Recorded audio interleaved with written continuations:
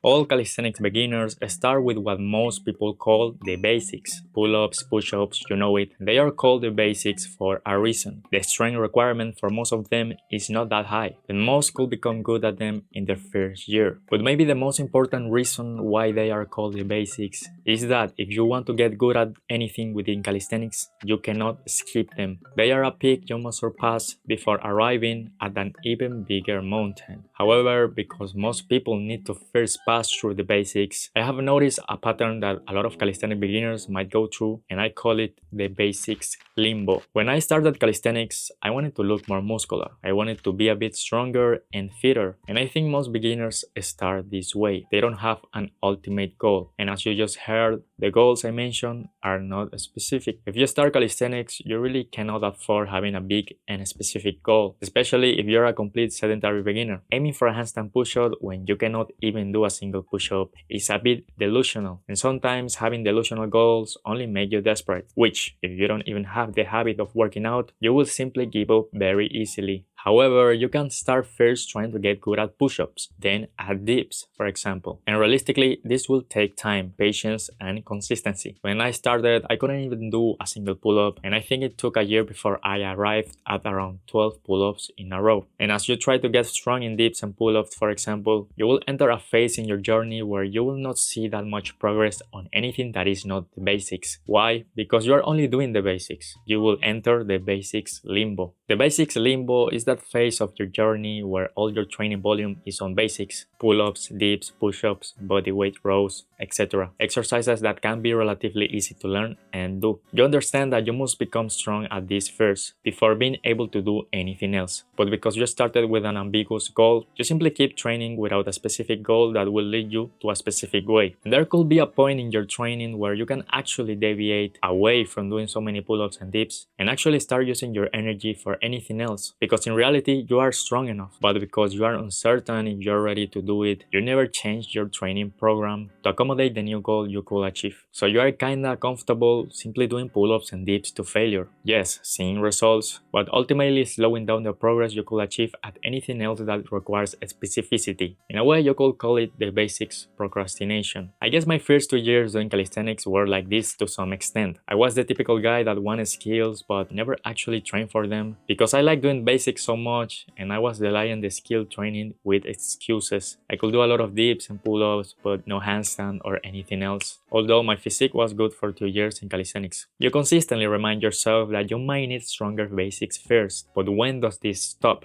When do you actually start making changes in your training program to reduce the sets and reps you do to your dips and pull-ups, to start accommodating something like balance work or freestyle movements, or trying to get the planche or front lever or the handstand push-up or weighted calisthenics? If most of your volume is on basics, you will get good at basics, and the results on anything else will be minimal or unperceivable. The use will not be worth the squeeze, or maybe you wanted a different use. Calisthenics is simply body weight exercises, and you can actually do a lot with your body. There is freestyle, weighted calisthenics, endurance calisthenics, skills calisthenics, and to even train for any of these paths, you first need basics. Calisthenics can be a lot of things, and training for endurance will not get you a handstand. Some goals have conflicts between each other, some goals require more of your focus and time to achieve. In this case, if you never sacrifice the volume you currently do to your basics and put that volume to do whatever you really want, like weighted calisthenics, skills, or freestyle, then you will only be good at basics and nothing else. In a way, the basics limbo is like graduating high school, but not knowing what the hell to do with your life. So you either stay on a minimum wage job for more time than you should,